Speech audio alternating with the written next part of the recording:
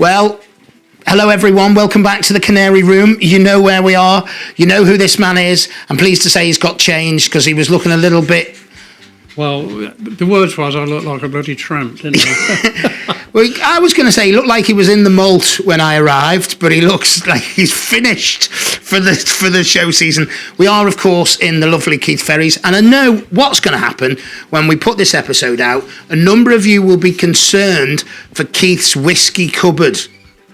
Well, there's already been a few who said I didn't realise that Matt drank whiskey. I said he don't, only when it comes to beer. That's absolutely true. He's led me astray. As is always the case, and it will be, I say, a quick episode with Keith because I've just got the camera out and I've said to Keith, I've no idea what we're going to talk about, but the birds will always do the talking, as they do when we're in the Keith's room. The birds always do the talking. We're pretty much picking up where we left off, mate, aren't we? So we were here, I think, earlier in May time, so we caught the end of the breeding season. Right. We've got some incredible birds on show, as there always is. Not just Norwich, the Fifes have come on, you know, they've been, I think it's fair to say, mate, you've been working on them for a few years now, and some of the Fifes that are on show here today are as good as anything I've seen, and I've already been out judging this year.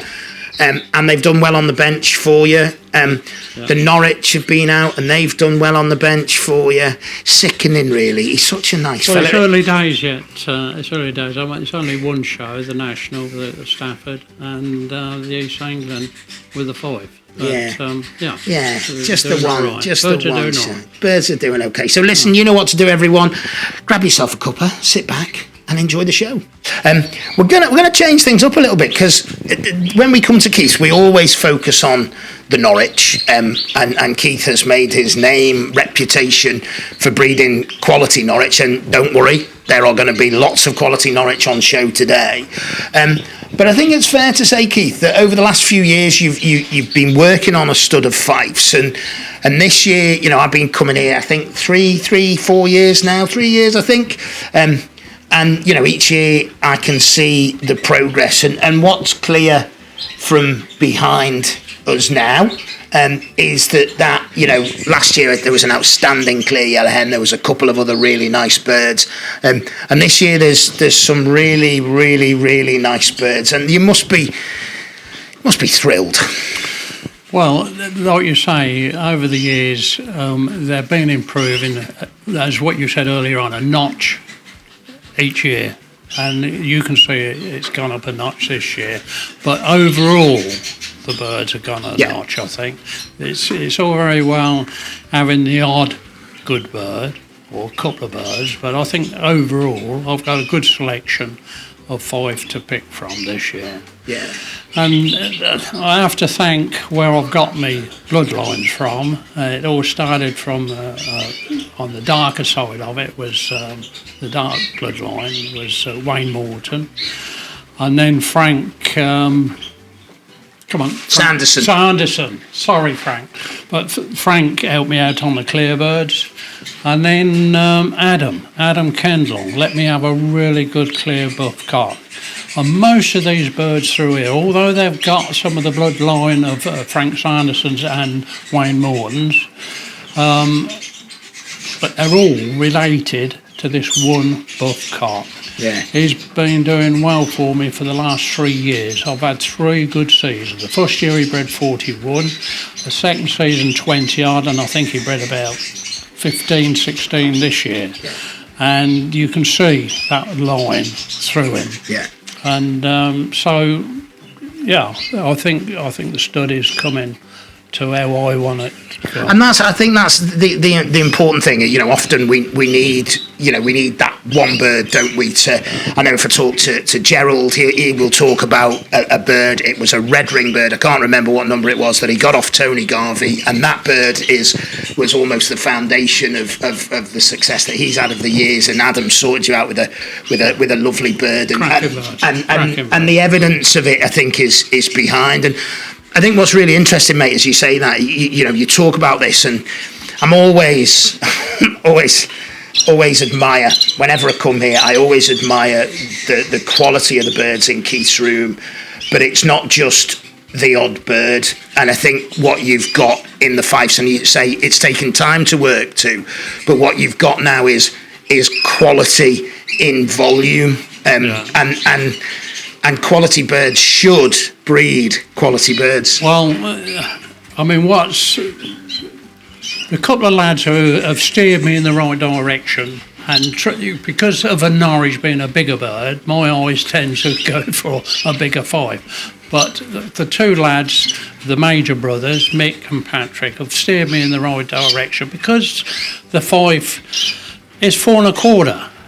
So you're looking for the type, and the standard, the type, but also a small bird. And this is what I'm trying to picture now and try to get to. And I think I've got that way. I mean, some people like a bigger bird, but there is a standard, and that's what I'm trying to breed to. No, absolutely. And we can debate for hours. In fact, we'll do that over a glass of red wine later. Tonight. I think. Yeah, we'll debate the standard. But you're absolutely right. The Fife is 4 1/4 inches, and one of the difficult things, and there are a number of breeders who've managed to do this, and I'm going to add your name to that list.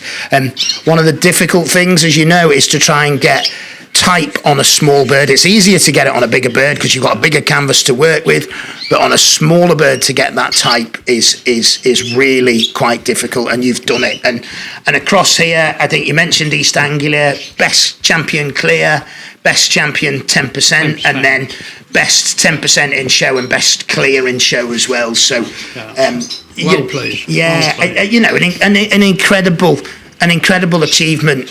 We shouldn't be surprised. We're not surprised, but an incredible achievement with, the work that you've done over the last few years, mate. I'm looking longingly because there's 3 buff cocks behind me here, 3 clear buff cocks, and they are peas in a pod. And again, I think from one of the things that I think impresses all of the viewers, Keith, when we come here, is when you look at your Norwich, there are, of course, differences, but they're not. Those differences aren't stark. There is a stamp and there is a standard, and you've gone and bloody replicated that in your Fifeshire bugger. Well, I must say, I mean, it's difficult to breed Norwich, and the quality and the quantity of Norwich, because they're a difficult bird. With the Fife, I find they breed well. There's no problem in breeding, but they are a difficult bird to train and get to the show standard. Yeah. I'm finding I'm spending more time with the Fife to get them trained for the show.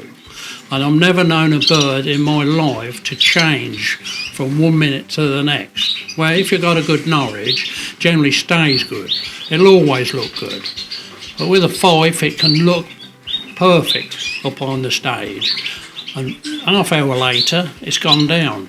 I've never known a bird to be like it. Yeah. So it is frustrating. Yeah, it is. It's a really important point to make, and it's one of the real challenges of keeping and breeding exhibition Fifes is to have, because I mentioned in my last video, you've got a bird that looks incredible in a stock cage. That's right. But it gets into a show cage and it can look brilliant 1 minute and then the next.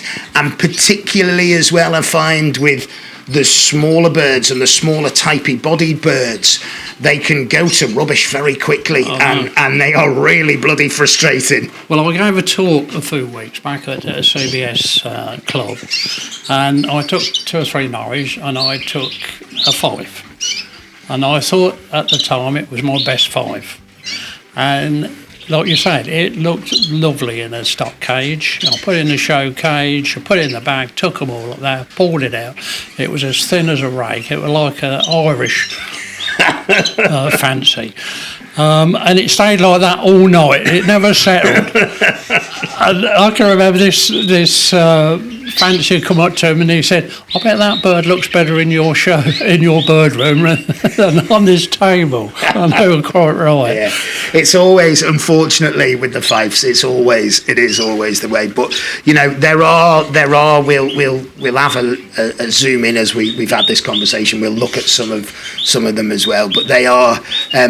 a real credit to you, mate. Well done. I'm a bit frustrated, if the truth be known, people, because the Fife's competitive enough without having Mr. Bloody Ferry in there as well to scoop all the awards. Well, it's a challenge. It's another challenge, and that's how I look at it. But I think as I get older, I've got to cut down on a few pairs, and I'm afraid the Fife have got to be cut down a bit. I should still keep, some, and I should keep the best. Yeah. So hopefully it'll be another notch next year. Yeah. Well, looking on, what you're working with, and I think one of the important things to say is, you're not breeding hundreds of them, so it's not a numbers game here. You're breeding 40, 50 odd Fife. Yeah, no, I always have 60 rings, but I decided to cut down to, once I got the 40, that was enough for me. Yeah. And I could see the quality of them, and I didn't want to breed the quantity of them just to flood the market, because there's loads of Fife about, and I just want to get the quality down.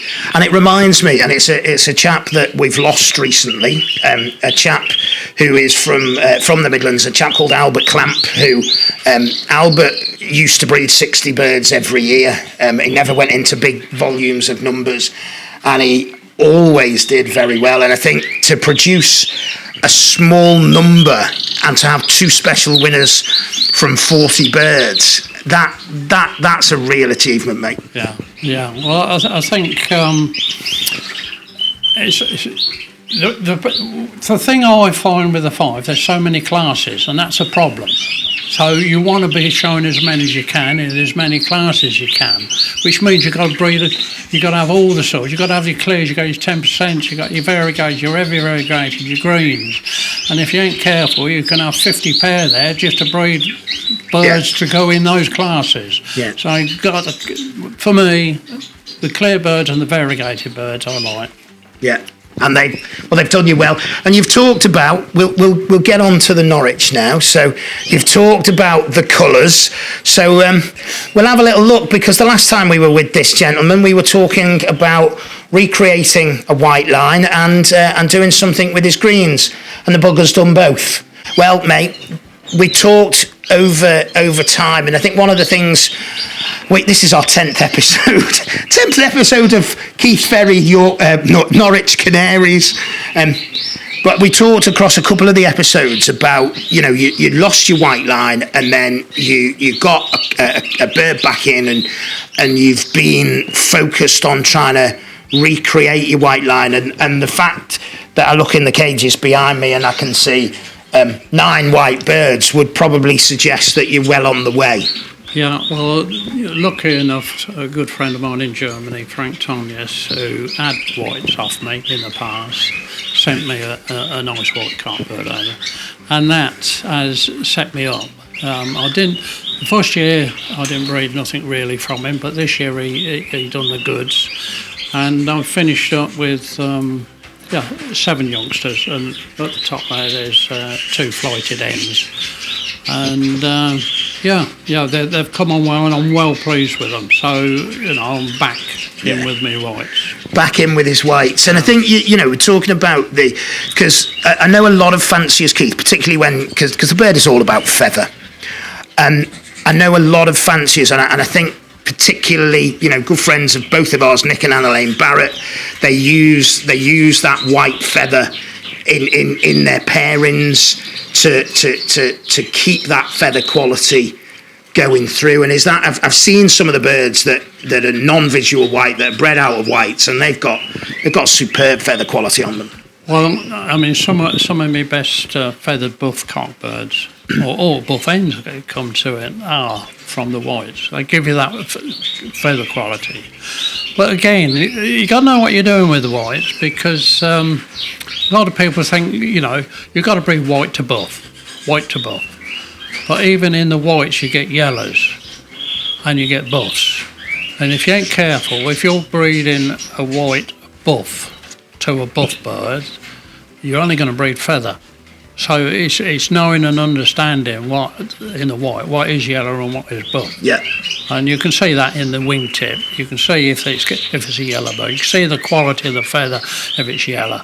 And if you've got a nice tight white feathered white bird, then you definitely stick it to a buff. And from that pair, you get some quality feathered buffs and the odd yellows.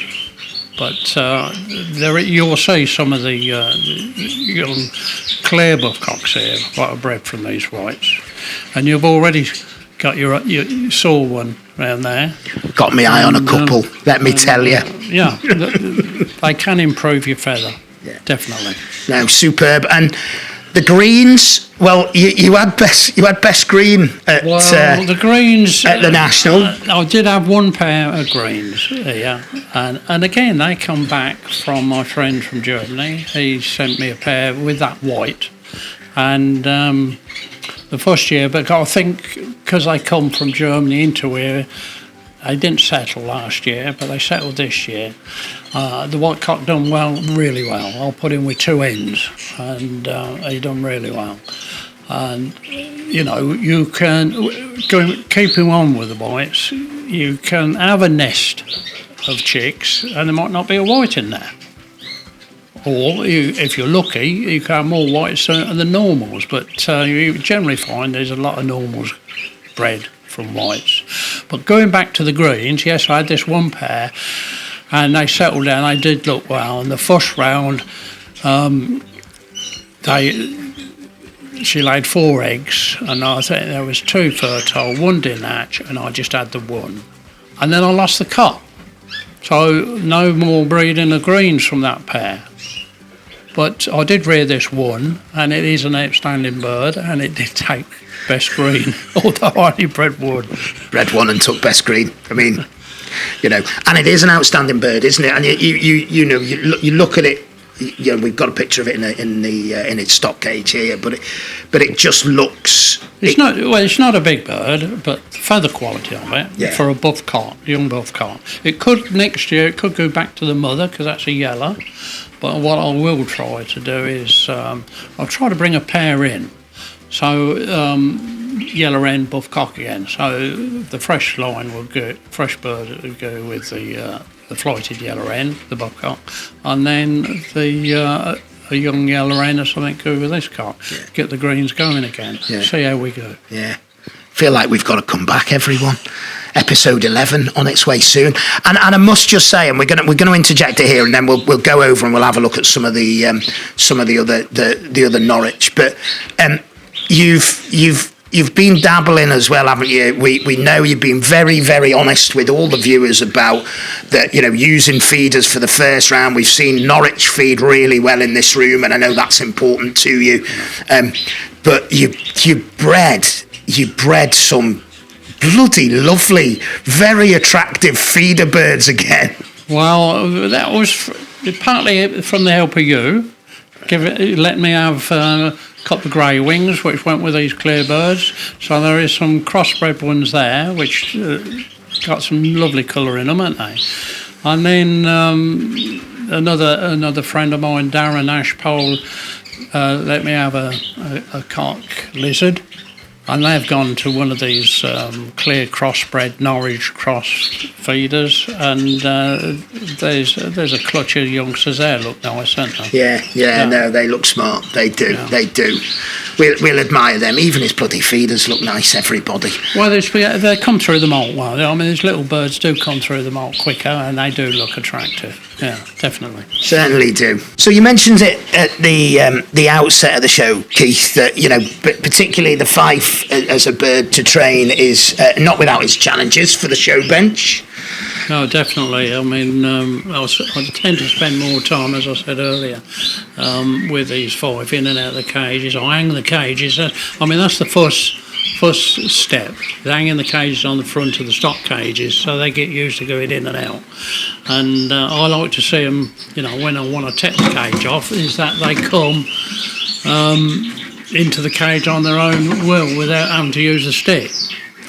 And then from there I made the staging up on the fly, with these petitions, and that helps them to stand, Yeah. to get that leg up and show themselves, because they're looking over to the next one. Then the next stage is a bit of staging, what they would get used to at a show. Yeah, and it's that sort of. It's that preparation, mate, isn't it? I think you've got we've got the staging behind us. We've got the four buff cocks on there. We've got the dad at the front that you'll be able to see, and then 3 of his sons. So we had a little look at them, and and then we'll have a little look round the corner as well at the staging on there. And then you've got a couple of shelves on here, and I know when we've been in the past, that helps you look at the colour on the Norwich, doesn't it? Because you've got the natural light. That's right. That's right. I mean, that's a tier of 2, and you've got like the morning or day right opposite the window to give you that natural light. Because with the Norwich, you need to see if the colour's right, that it's not patchy, and also, all said and done, when you're showing at a show, the Norwich judges always would like to judge their birds near a window. Yeah. Yeah. So the birds have got to get used to a window. Yeah. And that's one of the reasons. Yeah. And it's those things, and I think, Keith's bird room is magnificent, okay? And it's Keith's home is lovely, and there's a lot of time and effort and planning that's gone into the bird room here, but it's those little things. This room has a window just behind the camera. There's another window here, and there's a window at the end there. So there is you're flooded with natural light, aren't you? As well as the artificial light you've got an awful lot of natural light in here. Oh, absolutely. I mean, I never was a believer in artificial lighting until I started using it about 3-4 years ago, and now I am a believer in them because it keeps the light in there for the birds to be active. That's the main thing. If there weren't enough light in there, the birds would be moping around, especially in the winter months. But I'm finding that the birds, they're more active through the winter months with these lights. But at the same time, they're only on for so many hours, and then, like, when I come up here in the morning, you've got the natural light there, so you're seeing the birds in the natural light, which is you need to now and again. Yeah. And, one thing about a bird room, you need plenty of light. Yeah. No, absolutely you do, mate. Absolutely you do. This is a familiar pose, actually, this, mate, because I think when we did our first ever show, we stood here and we filmed, and we had 3 siblings behind us. Right. We had a yellow cock, a buff cock that might have ended up in my house, and a buff hen, I think. And the yellow cock with the little cap grizzle on is still in the introduction for the Canary room. And we find ourselves here again some 3 years later, mate. I've got less hair and a bigger stomach. But what hasn't changed in that time is, you haven't got a beard, because you had a beard then as well, is the quality of the birds behind us, because the quality of the birds behind us is still incredible. 3 clear buffs behind us. Yeah. So three unflighted birds. They're all clear buff cocks, which I'm very pleased with. So I've shown one. There's a couple I haven't shown yet, and I think I'm happy with them. And from them 3, I might keep all 3 of them for breeding. Yeah, they might be my future breeding stock for next year. I mean, I'll do a close-up on all of them so you get the opportunity to see them. But they are outstanding birds. And this stage in here, mate, is the other side. And we'll have a little look at the other end in a minute with the fifes where they're lifting up. But here, it's eye height, so it's perfect for you, isn't it? It is. It's ideal for me. And what we said earlier on, they haven't got the natural light here, but they can do a bit of training here. I can have them up here for an hour or so, as long as they've got water and seed, and they learn to get steady themselves down. Yeah. And, the idea with the 5, with the little petitions, the 5 are looking over, it helps them to stand up. Yeah. And just like that, you'll notice the lights went out. Yeah. Yes. Yeah. The main lights now, they're on a dimmer. Yeah. So. that's our cue to keep talking, but talk fast. I would have been on for another hour, but what Matt was saying, he's looking forward to that glass of wine and a whiskey. Yeah, something like that.